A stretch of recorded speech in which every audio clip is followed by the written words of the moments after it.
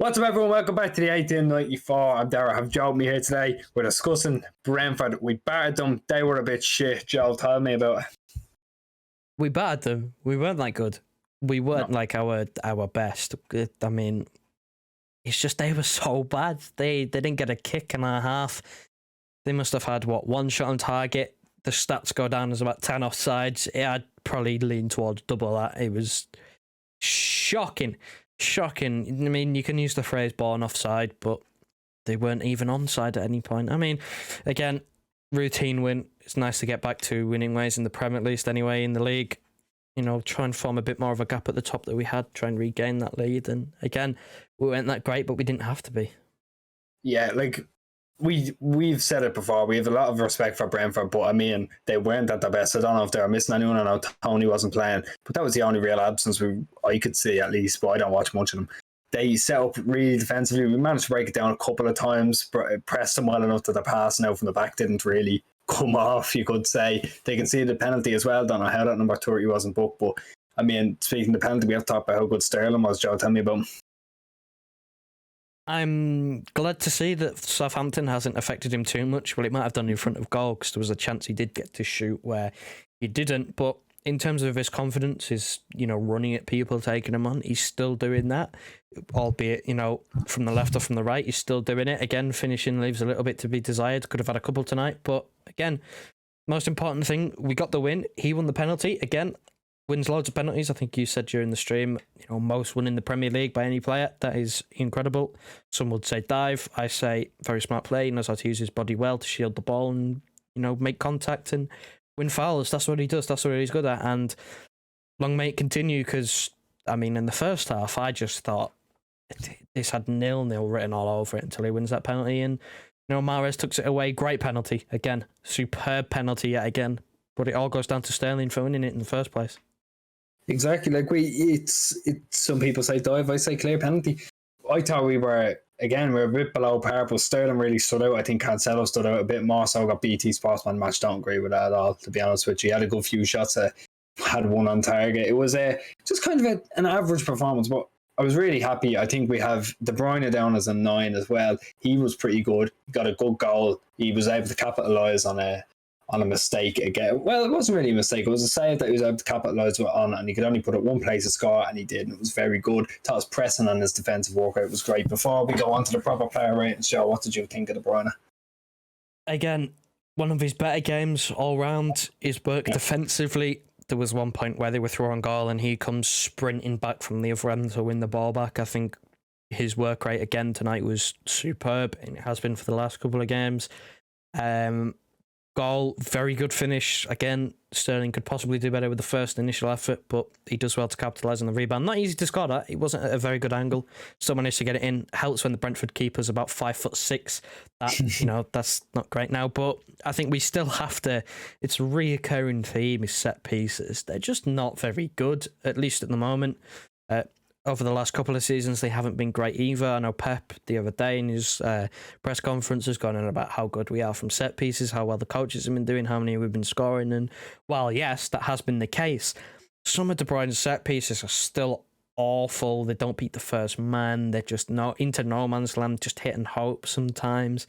It's something that I don't want it to spend too much time on because he had a good game today.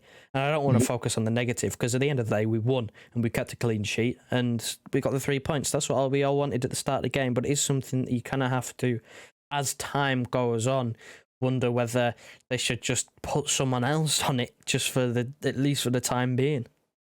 Yeah, I agree. I thought Foden had a few stinkers for them as well. Foden's set pieces, the 2 or 3 of them he took weren't very promising either. But plenty of other players that can take them. So thankfully, we're kind of blessed with it, especially when Gundogan is there. But we'll go straight into player ratings. First off, Edison, an 8. I thought he was very good. He made a very good save at the end. Now, your man was offside like he was about 3 other times. Well, he was offside and Edison came out and made a great save. He got probably concussed, judging by how long he was down for as well, was also pulling off a great save. I thought he had a very good match. His distribution was great as well.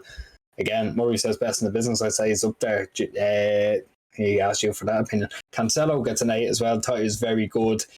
Probably could have got a goal.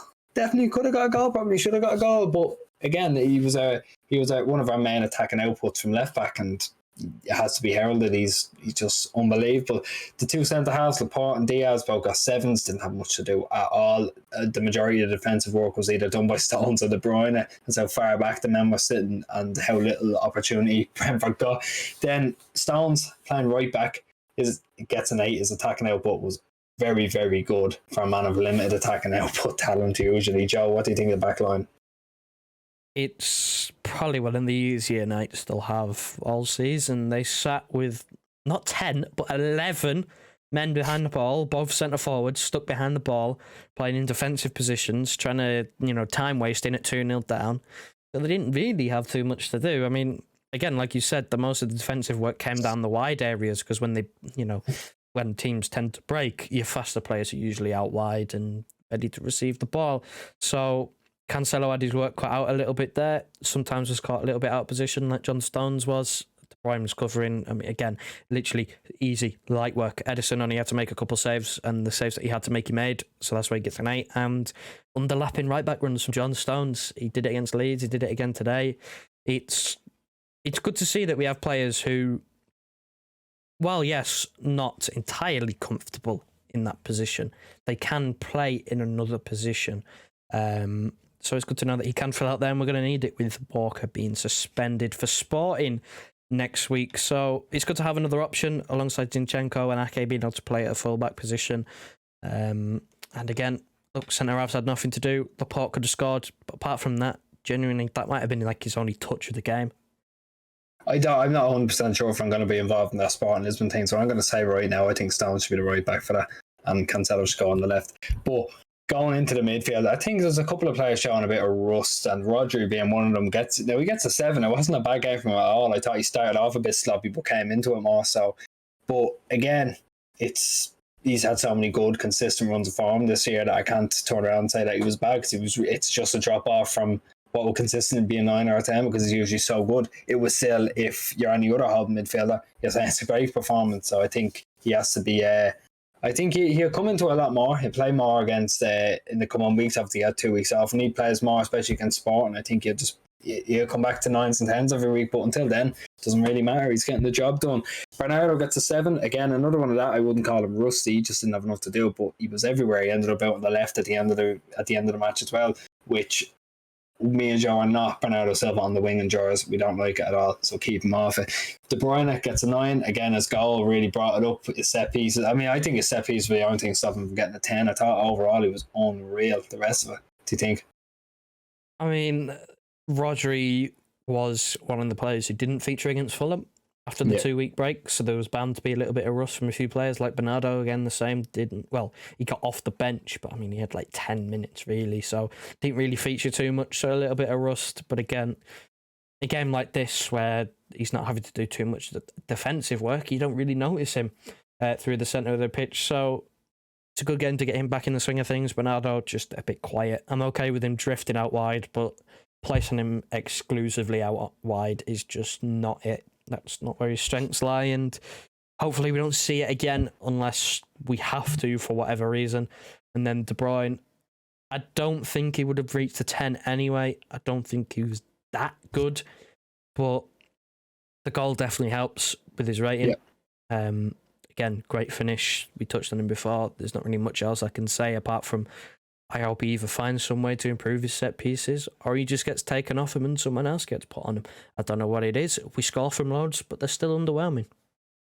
Yeah, I agree. I think when Grealish plays well as set piece, they're usually very, very nice. But going into the forward line, Sterling gets a 9 man the match. I think I've said enough about him at this stage. Foden, is it a hot? I know we said it on stream. Is it a hot take to say he's been a bit underwhelming lately? I mean, he has been. Mahrez gets an 8 again. I mean, he's fantastic. He's fantastic. Every game he is now. I don't care if they double up on him, triple. They had to triple team him at the end. He's still breaking down teams like a corrosive acid. He is fantastic. And we had a couple of people in the stream say that he is having a better season than Messi and Ronaldo, and yeah, dead right. I mean, we had a little bit of discussion about that Messi and Ronaldo comment during the stream. I know we had someone who disagreed, but I don't think they fully understood the point this season. He's been one of the best players this season, just outright, let alone in his position. I think, again, today, scores a penalty. Said before, great penalty. He's now number one choice. Which, again, I've said it multiple times. I didn't think he'd ever become number one choice, but here we are. Foden, he's just... It gets to a point where Gundogan is sat on the bench. Match after match, game after game, he's sat on the bench. And when he plays well. He scores a goal like he did against Fulham. And he gets to a point where you go, well, as much as I like Foden, as good as he is, as good as he has been, when given the chance, he's not been better than Gundogan. When given the chance, Foden has not done anything to set himself apart from the rest of the squad and demand a place in the team. So, for me, I don't think he should be, starting games. For now. Of course he will. He'll get to a point like last season where he becomes undroppable again. Or at least I hope. But right now, I think we can do better. We can have Gundogan in there who, again, he got his opportunity at Fulham and scored a goal. I don't know how he doesn't see more of the pitch. He doesn't get league games at the moment, and it baffles me a little bit. But I mean, again, he wasn't bad today, but he wasn't great. Nothing stand out. I think Gundogan, he was helped by Gundogan doing nothing stand out himself, really, when he came on. Although he could have won a penalty. He did have someone go through the back of him, but at the end of the day, look, the ref wasn't that great. He failed to give a booking after about 15 fouls, but that's fine. And then Sterling, touched on him already, man of the match. If he can keep this up, then I hope to God they throw the book at him to keep him here. Because, I don't know, man, people kept saying, and I was in the same boat as well, that... You kept saying, I kept saying, the majority of people kept saying, that we didn't know whether he had a future here. A lot of people were saying, give him time on the right, see if that helps. And it's not even a case of playing him on the right anymore. He can do it on the left. He showed today he was right on the left, and he won the penalty when he was on the left. Again, I do think it hurts him a little bit more being on the left, because if he has to cut inside to shoot. He can't get to the line and shoot. He's not comfortable doing that on his left foot. But at the end of the day, look, it's good to know that he is well and truly back, and we can actually rely on him to produce. And again, he's starting week in, week out, which is more than I think anyone ever expected, at least for this season anyway.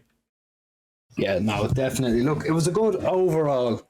It was a good performance. It was a performance that, if put against better teams, we're probably coming out with maybe a goal win, which again is all you can ask for. But I think we have to err on the side of caution and say we have to be better to beat some of these teams. We have Tottenham next week and we have Sporting next week as well, I'm pretty sure. So, look, either way, we'll cut it there.